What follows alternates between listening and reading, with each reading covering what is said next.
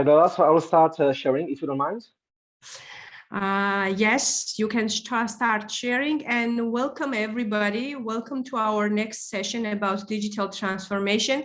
I'm really happy that we continue our sessions and the interest is growing. And I will present myself. I am Lela Machaidze. I'm professional project manager for more than 15 years now. And I'm in this field working with the public and private sectors. And I'm really eager about anything related to it concerning digital transformation in different segments and fields. The session will be is live streamed and will be recorded and will be posted on our YouTube channel. So if you were not able to attend today's session, you can always share it with your colleagues or just have a look later. So today we have very interesting topic. I was thinking to myself about digital era we live in. So we live in digital era, especially in commerce, when everything was closed and we have to buy and sell. If you are in manufacturing, are you in different fields, in different sectors, you have to know A's and Z's of the digital commerce. I'm really pleased to have an expert today from Czech Republic. He is proficient in digital transformation for manufacturing and not only companies in digital transformation. And his consultation is based on hardware and software research. So it is based on the research that he conducts. So floor is yours, Eric. Eric Odvarka, please welcome. Thank you for a very warm welcome. Good afternoon, everyone. So my name is Eric Odvarka, based in Brno, Czech Republic, and I'm independent consultant for process engineering and digitalization, predominantly working with the manufacturing enterprises. My experience is also building upon hardware as well as software research, development, and engineering experiences in automotive, aerospace, as well as power engineering industries from United States, Great Britain, and Germany.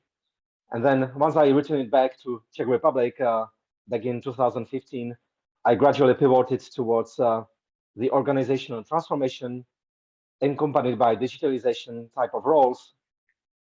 So throughout my experience and professional record, I've worked with not only multinational corporates, but also with mid-caps and small and medium-sized type of enterprises who I'm helping to actually digitize and improve upon their performance. So hope you can see my screen. So at the very beginning, I would like to go through what I actually experience in digital age, and perhaps if some of you work with the global corporates, it might be a bit of a eye-opener for you. But there are some interesting phenomena I still observe when it comes to the company's internal operations. So there are still lots of manual interventions happening from the management side to the shop floor staff, so that they try to rectify the lack of organization, perhaps lack of informational awareness, so that they can complete the job somehow. It's difficult for the companies to actually track progress when it comes to completion of orders, to actually achieve on-time order fulfillment, both in terms of the supply chain management and more in detail in manufacturing loop as such. The manufacturing equipment is very frequently utilized in a bit random way. So the companies do not have understanding what is the true capacity of the equipment, because none of the equipment is 100% available, and hence how they can work with the actual predictable capacity of the equipment to perform the value-adding manufacturing operations. Also, the warehouses might experience mixed turnover rates on the items they store, whether the finished goods, work in progress type of items, or the input materials.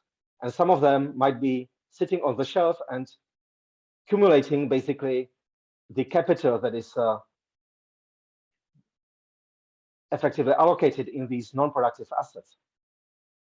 And you would be surprised in how many warehouses you still see the warehouse leader manually checking what items have been loaded on the particular expedition list and how to actually delegate the daily expedition batch list they got.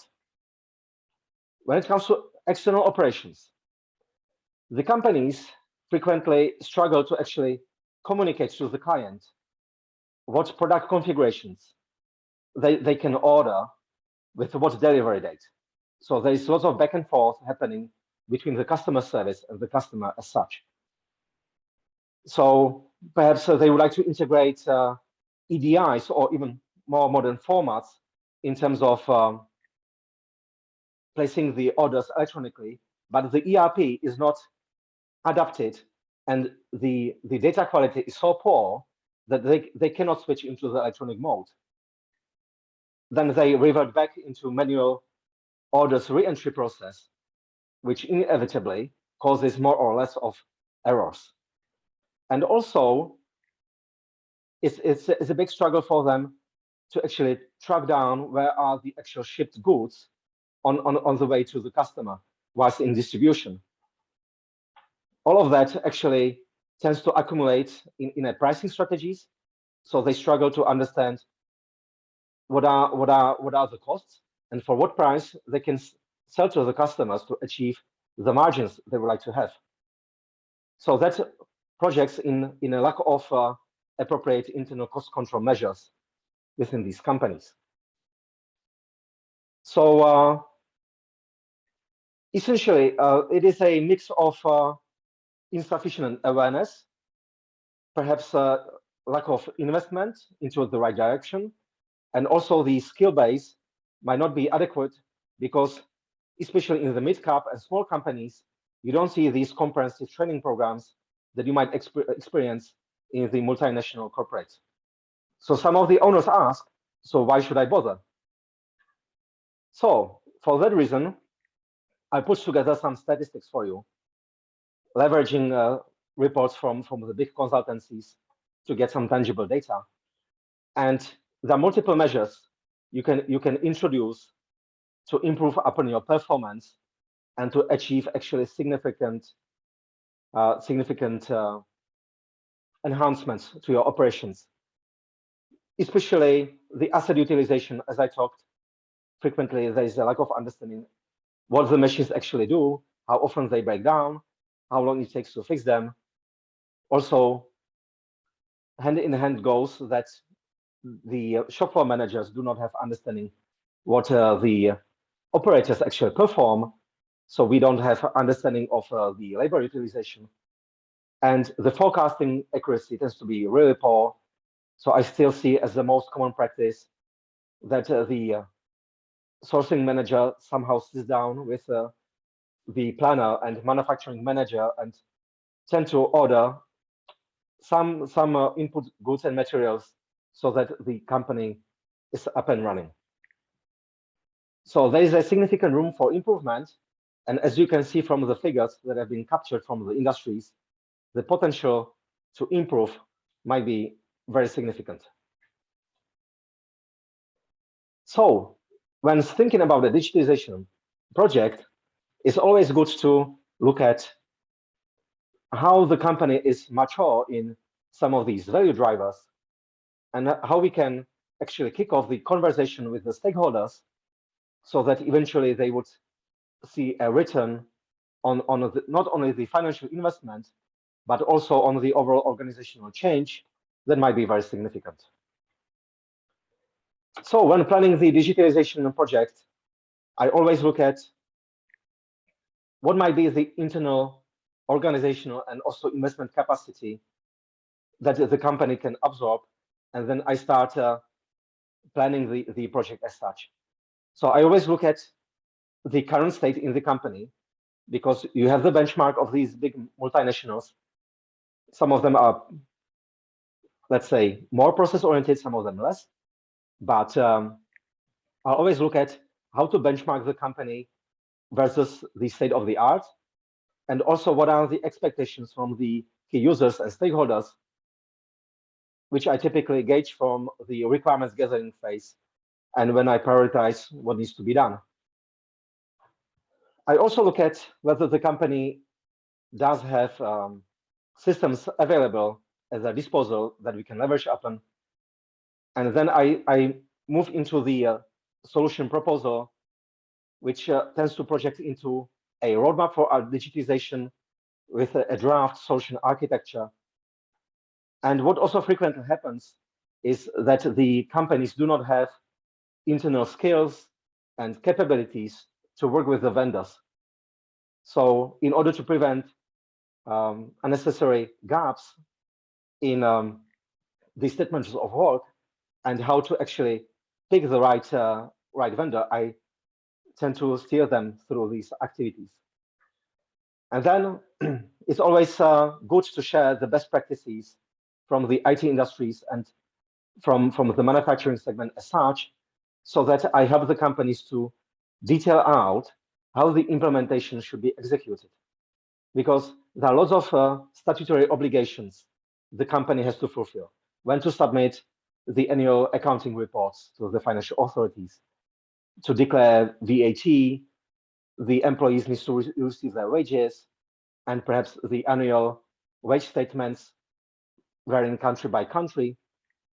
But also there are some financial cycles, inventory cycle, and manufacturing cycles in the company that we tend to leverage, so that when the critical phases happen, when we migrate the data, when we go for a cutovers, we look at the company calendar, as I call it, and find the right spot in the calendar for these activities, to make sure that the whole change management aspect can be decently sort of to the company employees. And once planning these all activities, we directly look at how the new capabilities of the system could be exploited by the individual teams and employees. Before I get into that, it's very critical to understand what are the processes rolled out in the company and whether the company actually leverages on the processes. So before you step into a digitization, my very important takeaway from the projects I've done is to look at whether the process delivers to the performance expectations. And if not, it's always important to start re-engineering the process, so that once we have the phase of drafting the SOWs, we are sure that the process works well and the employees actually use the process. So supply chain management is one of the key elements I help the companies with. And I always think about the two inherent flows that happen part of it. So first of all is the flow of the physical goods throughout the company. But hand in hand with that goes the flow of information. And I tend to always model how the supply chain process maps into the particular company. But typically we have the functional blocks that tend to repeat in most of the companies, starting by the planning activities. So what are the materials, people, tools, and capital excuse me, required so that we can supply the inputs into the supply chain as such? What will be the resources from the vendor side, from the internals? Also, what I need to have in terms of my distributors, so that I can execute the plan. How do I handle manufacturing? So I can think about make versus buy analysis. And if I decide to make, how do I make sure that I cover the demands for the goods I've promised to deliver? And then in terms of the delivery, how do I arrange the whole planning cycle and the organizations contributing to the final delivery so that we adhere to the due dates, and also we deliver the right quantities and the right quality. And we shouldn't ever forget about returns. So what happens to support the overall product lifecycle in terms of repairs, replacements of the product, potential returns, so that the overall experience of the customer is to the expectation. And the important aspect is when planning for the supply chain, then we need to have informational awareness and capability to measure the performance and evaluate it over not only the whole process chain, but also across the individual pieces as they map for the particular organization. So I always tend to think a lot about what might be the metrics part of the supply chain. And I have my favorite list that I tend to flex, expand, or shrink per the particular needs. And my primary objective is to think of the KPIs so that they are not one-way oriented.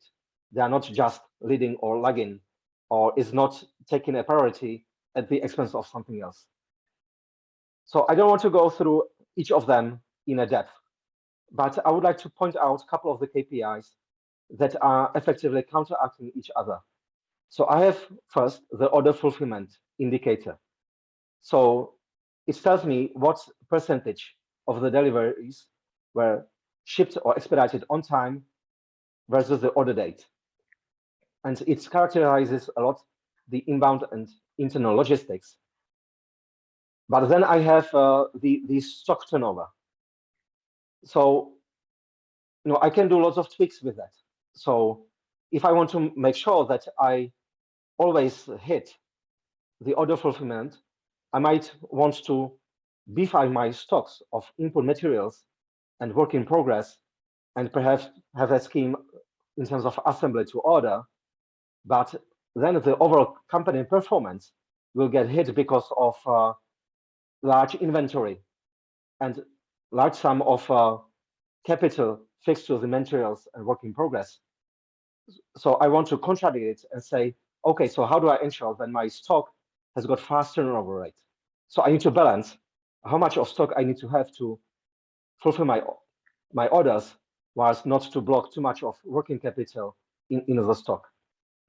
So there needs to be always quite deep thought process when designing the KPIs, so that I do not offset the measures in favor of one aspect at the expense of other parts of the company. So interesting is also what I can do in terms of visualization and evaluation. So I pick some of the KPIs, and when I work with the customers on implementation of the systems and measurement of the indicators, I always think about, okay, so how do I go ahead and make these indicators understandable so that we can visualize them, evaluate, and everyone in the company understands their meaning.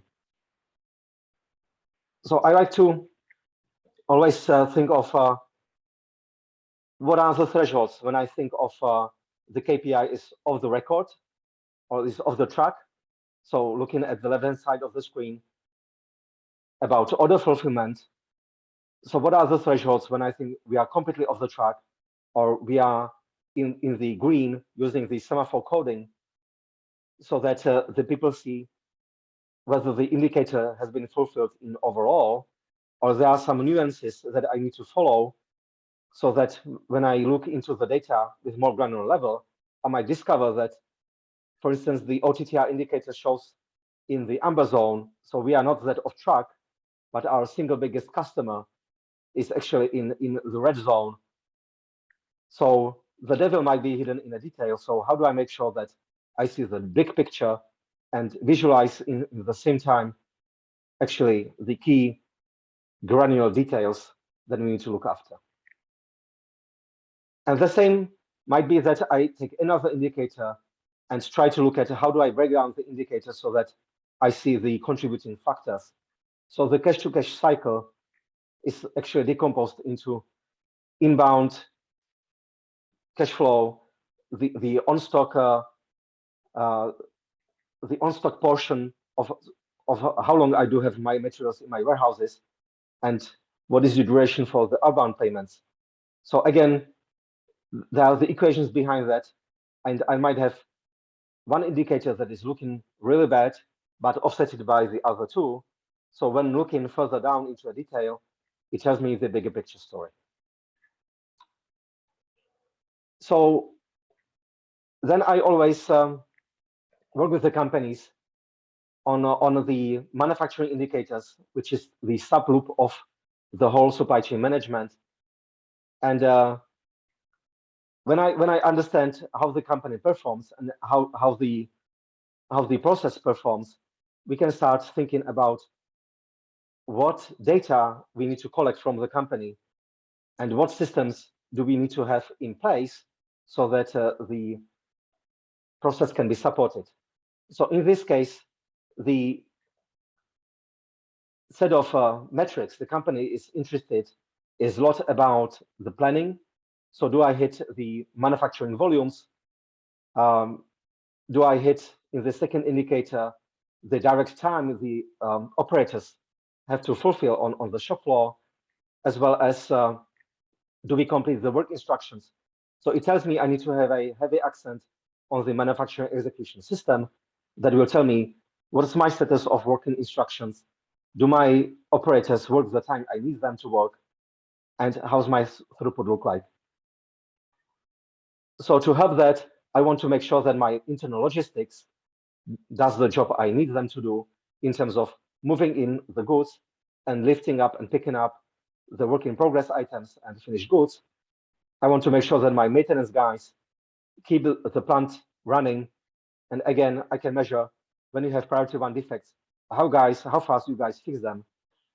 And I want to make sure that my overall equipment efficiency supports the capacity I need to fulfill the work instructions throughout availability, throughput of the machines, and quality.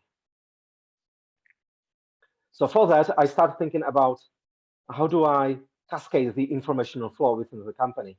So you might have seen this triangle before. So it tells me how the data flow upstream from equipment through the PLCs hooked up on the machines, the manufacturing execution system to the ERP, so that on the enterprise level, I can do the strategizing, planning, and decision making. Then I tell my manufacturing execution system how to control in overall the manufacturing process so that I maximize the efficiency in respect to the plan. And I tell the individual machines through the PLCs, okay, this machine tool needs to execute these work instructions within that shift so that I hit my plan. And then I have these individual action elements, the drives and actuators that makes it happen, and the sensors that close the loop. And there are interesting nuances within these systems because ERP as such works in aggregated terms. So ERP is interested that if we delegated 100 work instructions per shift to a certain shop floor, how many of these work instructions have been completed and how many of them are in compliance with the quality standards and how many out of the compliance. But then the manufacturing execution system works in a time domain. So the MES gives me the timestamp of which of these work instructions have been executed in time, how long it took, and whether there were any discrepancies, any downtimes in the machine. So when working with the information flow, we need to always think of what are the physical variables and values each of these systems uses for its operation. And we need to make sure that the values are rightly recalculated and converted among the interfaces. So example of how the data from the machines might be processed. So imagine that on the left-hand side, you have the three-shift scheme, and I started piling up together the data in terms of when the machine produced in a green segment and when it was stopped for some reason.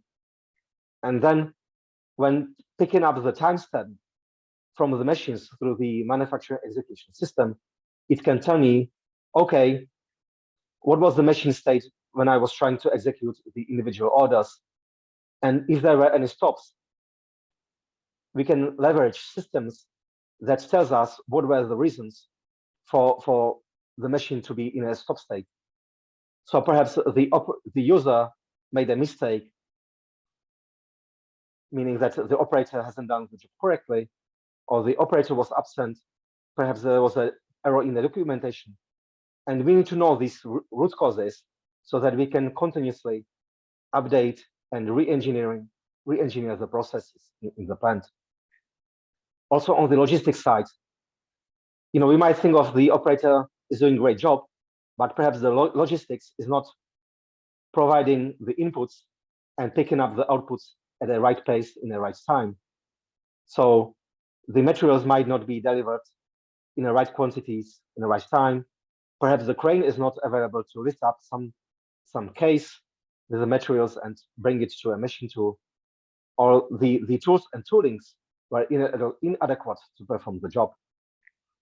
Also, if a fault happens on the machine, we want to understand why the machine does not respond, what were the failure modes, the criticality and category, so that we can work with the machine suppliers, the technologists, and the users in a plant to actually run this machine in a better way. So these monitoring tools actually gives us lots of information and are the driver for the continuous process and production improvement activities in a plant. And what is important, it tells us how to plan the operations in a manufacturing calendar.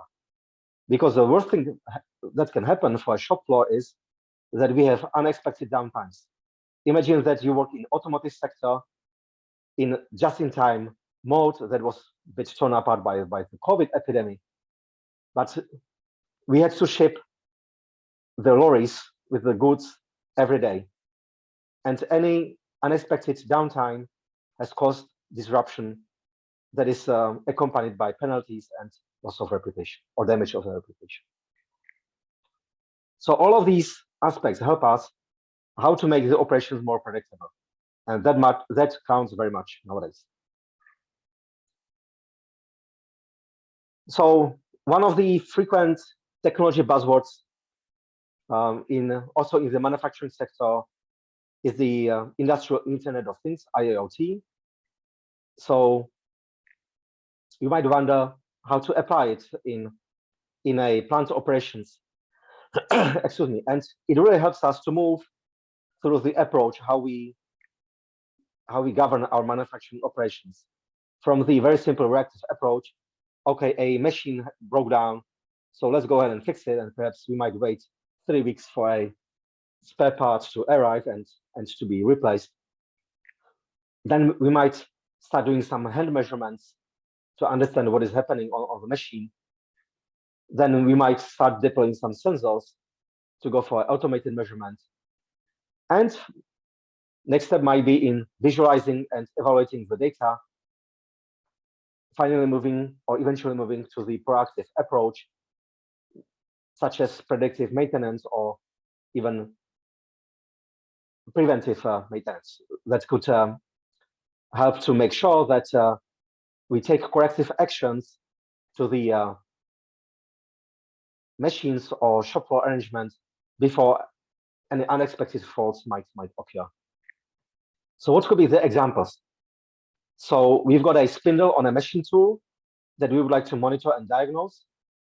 So it could be about a bearing failure, for instance. So you might start measuring vibrations on a bearing assembly, perhaps also a temperature. And when you see that these values are getting out of range, it starts signalizing that you might have a failure coming up. And if the models are clever enough and they leverage machine learning or AI, it can even tell us with some confidence level when that failure might happen. Also, if the machine starts applying more of a pressure on the cutting tools, which relates to a current flow through the power drive, electric power drive that drives the spindle, it might tell us that that could be aware in the cutting tool so that a replacement is needed. So all of these sensors should it be accelerometer on a bearing, temperature sensor on a bearing, current sensor on a input cable to the electric drive on the spindle, or should it be the set of sensors measuring the state of lubrication systems? So again, is the level right? Is the temperature right? Do we have the right pressure in the lubrication system? Or what is the chemical composition of the oil? Do we have a pH that is above the acidic levels that are damaging to the equipment? Or do we have the solid particles contents below the threshold that will start damaging the assemblies? So all of that could help us to make sure that we extend the service lifetime of the machines, we prevent the failures, we reduce the cost of downtimes, and we reduce the cost of equipment maintenance. So this is a bit of an inspiration how the IIoT might be implemented in a machine plant. So let's think about how we can leverage the collected data. And I call this diagram the conventional diagram. And we will see why at one of these following slides. So let's think about the manufacturing execution system I talked about that measures the data on the individual machines and also cascades the work instructions to the individual machines. And the clever predictive maintenance algorithm told us there needs to be a maintenance coming up plus a due date when it needs to happen in order to prevent unexpected failure. So then what we can do with that? We can go to the planning calendar and adjust the capacity. So we have to block a window for the unnecessary repair, which reduces in turn our capacity to deliver. So we have to reduce the volume in time or push the volumes to the right on a time axis. So then we can go to the ERP and start adjusting the order fulfillment rate, but we need to make sure that the customer is okay with that. So let's make sure that we negotiate the updated delivery date. And once both the plant managers and customers are happy, then we can update the order fulfillment dates in our ERP. And that to be also transposed into the planning calendar so that we have the updated production schedule. And again, the production schedule will help us eventually push the work instructions through the MES on the individual machines. So once we have these data loops interconnected through the organizational silos in the company, it helps us to leverage proactive organizational governance, as I call it, minimize the equipment downtimes, minimize the customer dissatisfaction, and help to improve the KPIs we've talked about before. Now you might start wondering that we have the very versatile processes, tools, and people in the companies, and not every employee in a manufacturing company is as digital savvy as an employee of Microsoft or Alphabet. So what do we do about it? And what helps frequently is to deploy the process, people, and tools framework that has been out in the industry for quite some time, but from my experience, it never lost its validity. So I try to think how to balance the PPT triangle, but it is a bit of a chicken egg type of problem. Where do we start first? So I always say, let's start with the people because they will do the work, and what are the people needs will tell us the bulk of the future requirements. Meaning that let's make sure that we have the right demand for the future skills in place. We have the right development plans. We know how to retrain the people. We know how to manage the organizational change, the change management, and how to outline the team's governance. To make actually people more efficient, we need to have the right processes. I've talked about the processes a lot, but if you do not have buy-in of the people for the processes tend to fail. They tend to get bypassed. And if people bypass the process, you bet they will bypass using the ERP and whatever sophisticated tool you might have, using a notepads or whatever Excel formats. So this is the recipe for digitization to fail. So let's make sure that people understand what is the process. We roll the processes on them gradually so that they can absorb it and they can see benefit of them. Last but not least, people need to have the right tools so that they can leverage the technology, and the technology supports the end state, and then it makes people's life easier. So let's always think about the people aspect when performing the digitization in the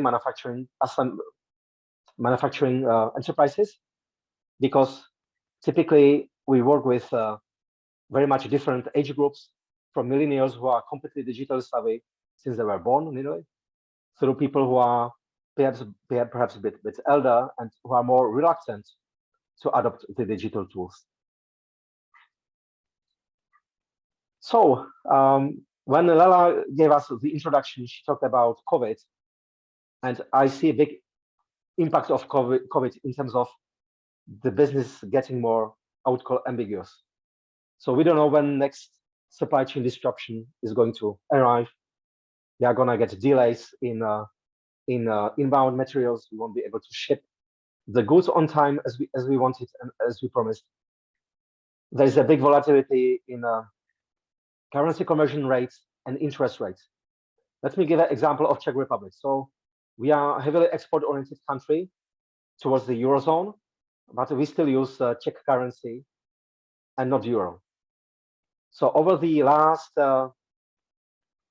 quarter of a year, the interest rates went up from 0.25%, and nowadays it's around 4%, and there's an expectation that by the end of quarter two it will be 5%.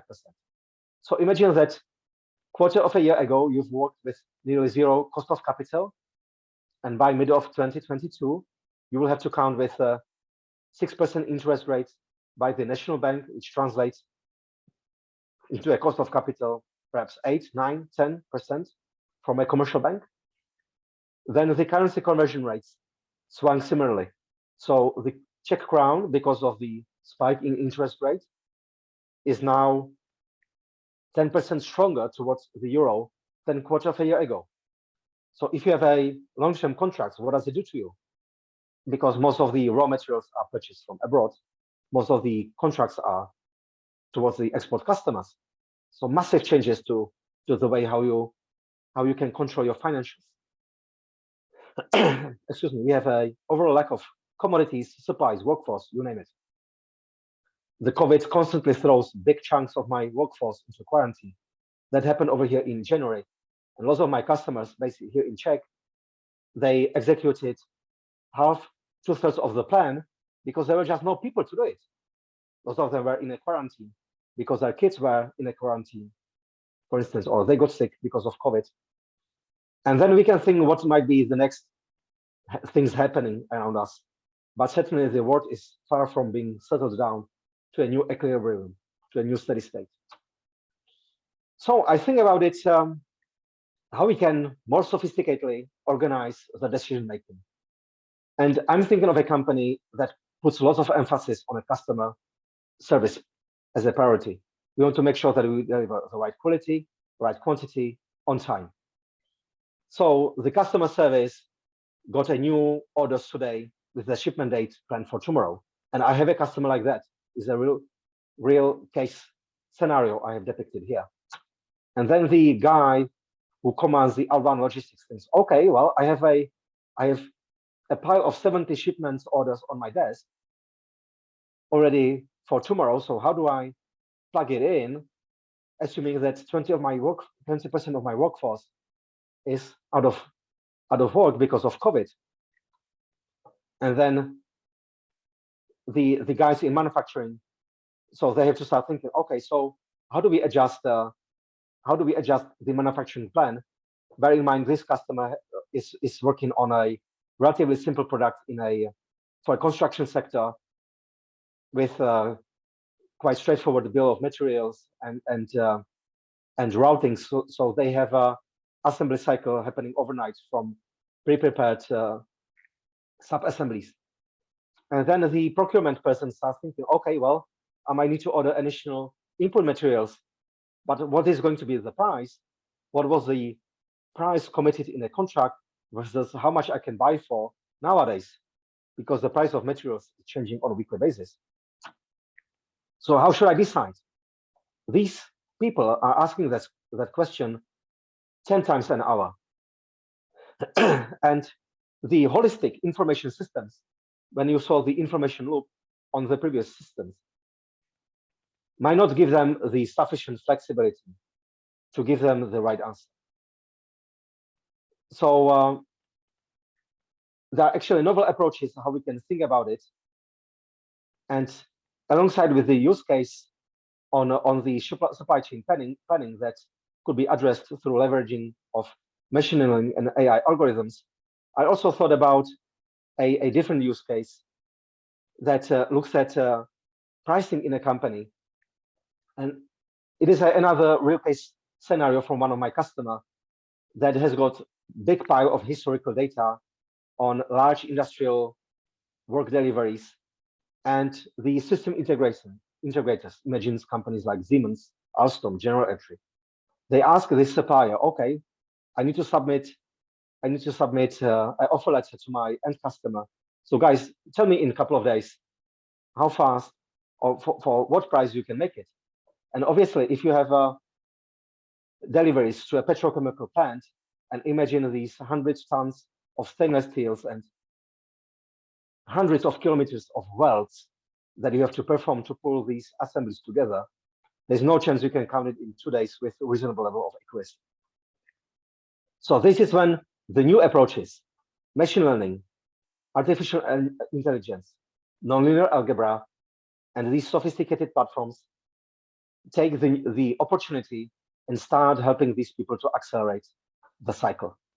So in this case, the AI assists the operators, the technologists, and price analysts to seek correlations between the historical pricing data and the documentation by the previous contracts that tell us if I do this oil refinery, how much of stainless steel I might need, how much of regular steel, what is the material volume, what is the amount of cutting and segmenting work, then how much of forming work I need to do, how much of welding, final assemblies, and comparing that and balancing with RFP documentation, the AI might start throwing us an estimate on what is going to be the labor requirement and the material requirement and all the processes along the routing to make that order happen.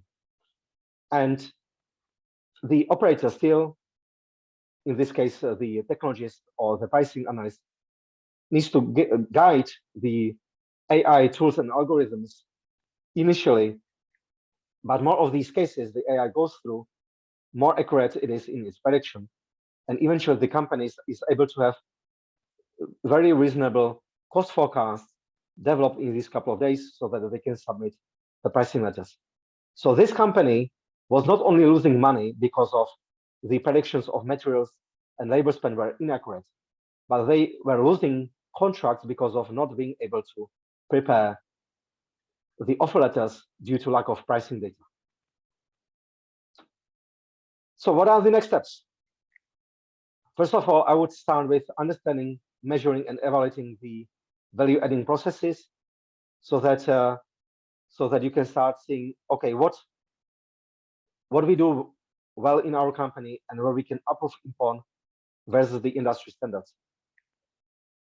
I always think of making sure that the company maintains structured and high-quality data in the ERP towards the critical ERP modules, making sure that we have the right vendor, customer, material data, bombs, routings, so that we can start leveraging some of the recent tools that have emerged based on AI, ML, or nonlinear algebra. So once we have these foundational elements, we can start deploying these new tools around AI, machine learning, to optimize the processes.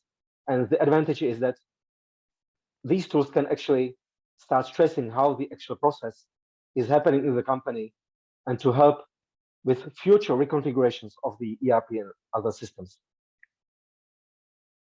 Also, a good practice is to regularly audit the operations to detect the weak spots in the processes and which processes do not perform to the expectations. And excuse me, not last but not least, let's make sure that we have pioneers and evangelists, as I call them, in respect to managing and rolling out these processes, represented by the super users who run the functions, who run the sourcing, logistics, manufacturing, planning, who set the culture in the company, in the domain, and spread the process and digitization knowledge so that the company can benefit out of that. So that is the end of my presentation. So thank you for your attention, and I look forward to your questions. Thank you so much. I wanted to ask you to go back to your presentation to the last slide. The presentation was very detailed, very well structured. So anybody, even the person who is not in the manufacturing, could understand the process, how it is all assessed. So thank you so much. It was really interesting and eye-opening. It gave me possibilities how it can be done and what is the value added to the customer, I mean the manufacturing company in this case. The question that I have, what are the next steps? You have this laid down. When I think of the manufacturing company, I understand two most critical aspects for the manufacturing company are timing, speed, right. Yes, and the second is the process of doing all these steps like in lean continuously.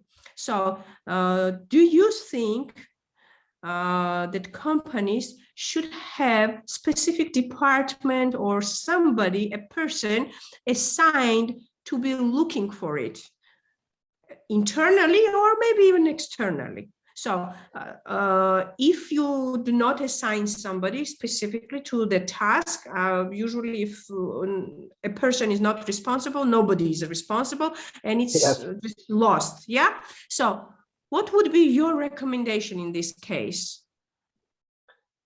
That's right. I think people tend to mix here functions very often because they might have a typical medium-sized enterprise that would have here in the country 250 employees. They would have perhaps an IT manager and a couple of IT technicians running the whole IT stuff in a company. So from ERP maintenance, technical maintenance, down to making sure that when a laptop breaks down, the user gets a replacement laptop. But they frequently miss a person who owns the process and who is digitally savvy to actually grab that process and tell the system integrator how to digitize the process. So you are right that it could be a person who is in a role of what I would call an IT business partner. So that person is process savvy, that person understands what is actually happening in the actual operations and can translate that into okay, well, we need to amend the architecture of the IT systems. We need to actually create a new statement of work because that system is obsolete and it cannot be expanded. So my answer is yes, if the company is serious about digitization, it needs to have someone like IT business partner. And that person also needs to be able to develop the business case. Because we've discussed at the very beginning of the presentation, the digitization can yield significant benefits.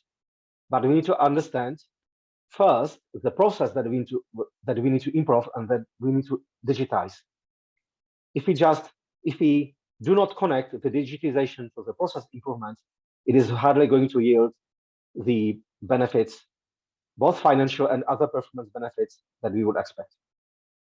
So I would say critical elements: the process owners, logistics, sourcing, etc., the IT business partner that connects these process owners with the IT department and external vendors. Understand. And actually, this is so interesting that the process that you describe starts with the understanding of the need for this. And you have, so understand, measure, and evaluate. So it's all about the mindset setup and then just actions. We have questions here, Eric. May I go with the questions from the audience? Thank you to audience for being active. So we have a question. When you are doing the digital transformation, how long you are working with the medium-sized company? So how long am I working? So the typical life cycle of a digitization project would be at least a year. When we speak about implementing at least the basic functional blocks, that is largely given by the calendar of the fiscal and operations events that are happening in the company. So we talked about which basic? Excuse me? You mentioned the basic tools. Which basic tools you mean? Okay, so the basic tool would be having a strong enough ERP system, because lots of companies might run on a set of discrete systems. They might have not sufficiently high performance ERP for their needs, or the ERP is nearly getting obsolete because it was implemented a decade ago, and since then no one has recalibrated the ERP with the way how the process evolved. So ERP is deterministic system. So the way how you coded the ERP perhaps corresponds to the process in that given time period, but the company evolves, the departments change, the processes change, and you need to amend the systems. So even to retrofit the ERP, you would typically need a roughly a year cycle, so that you take a quarter of a year to prepare the needs and to do the analysis. Then you start planning with the vendors. It takes 3 to 4 months in these medium-sized companies to actually clean up the data, update the process, analyze the processes, and then the implementation phase that is accompanied by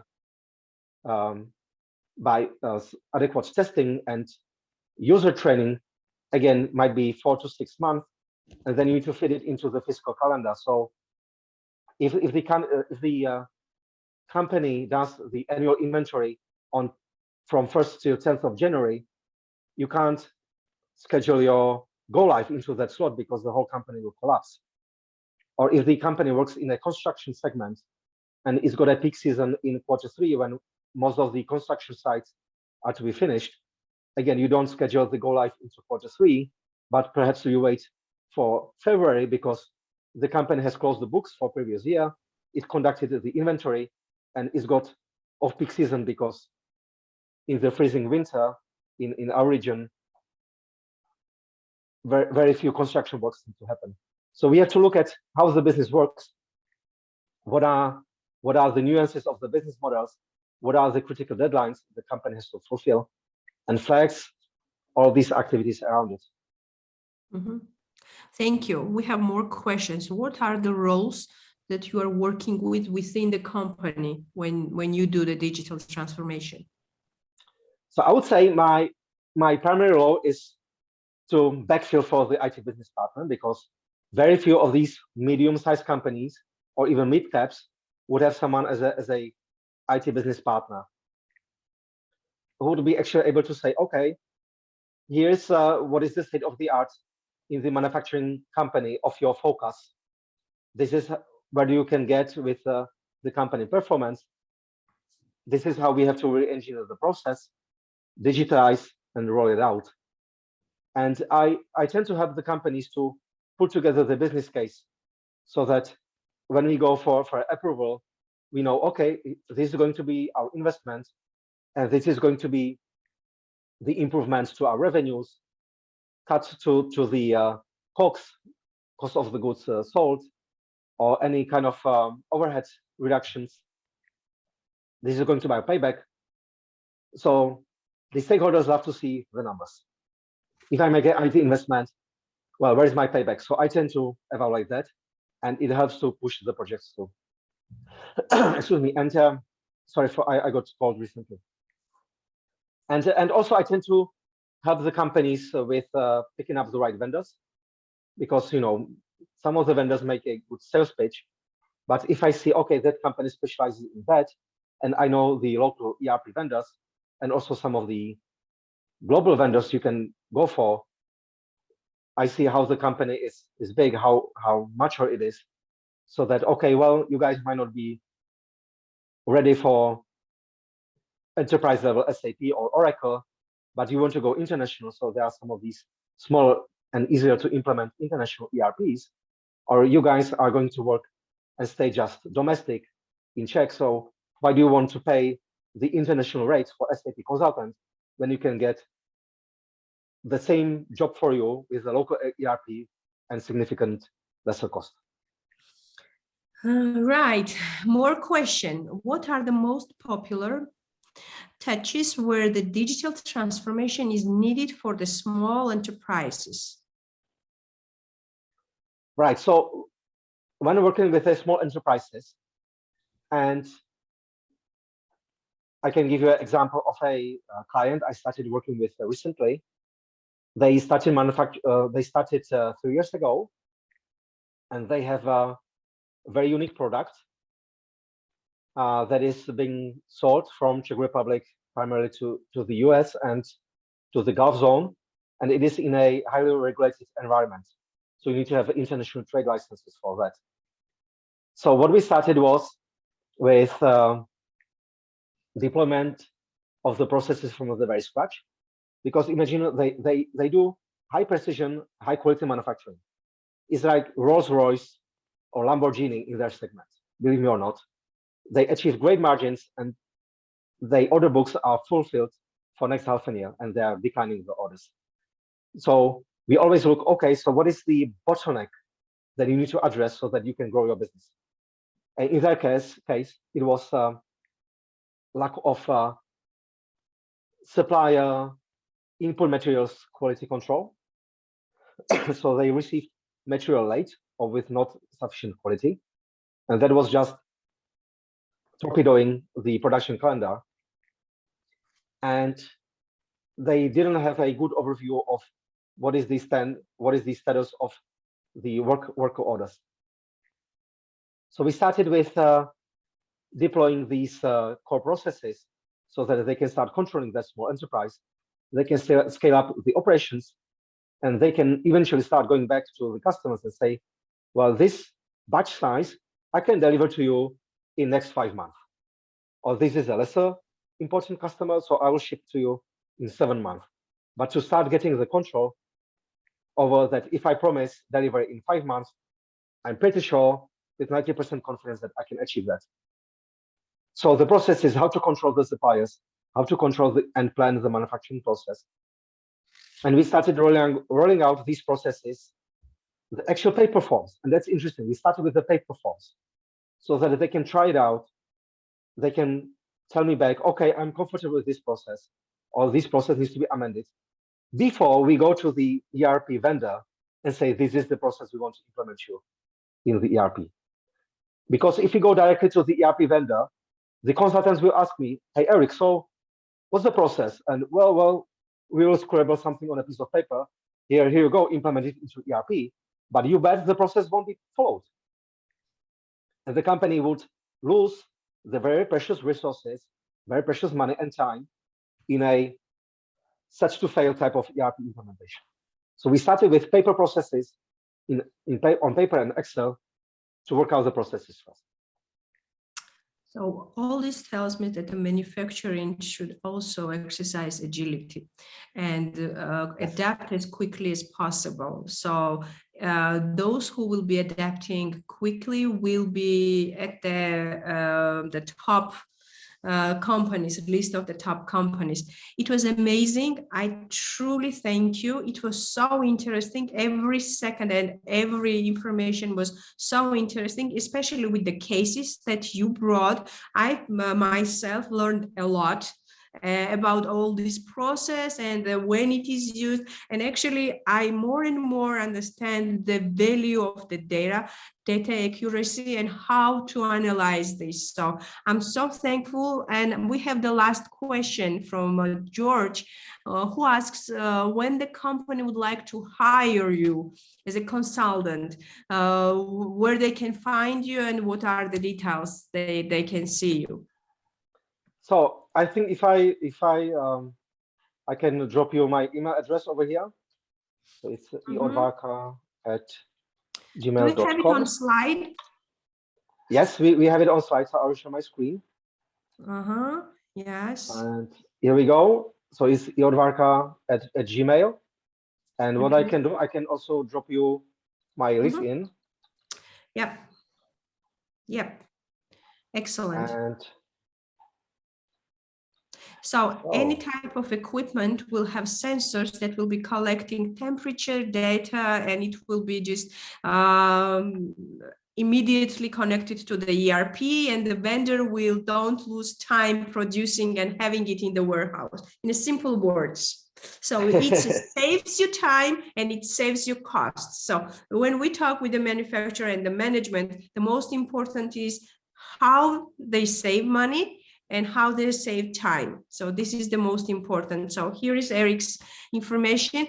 I truly appreciate your contribution. It was very interesting topic for me, and I think it's the future. And what I think probably at some point when the series of my lives of digital transformation, now digital transformation is new normal. It's not something unique. So we are in the process of digital transformation every day. So when we end digital transformation sessions, I have in mind that we will have digital evolution sessions when digitally evolution is going in every sphere and segment, and this is the huge topic, very interesting topic.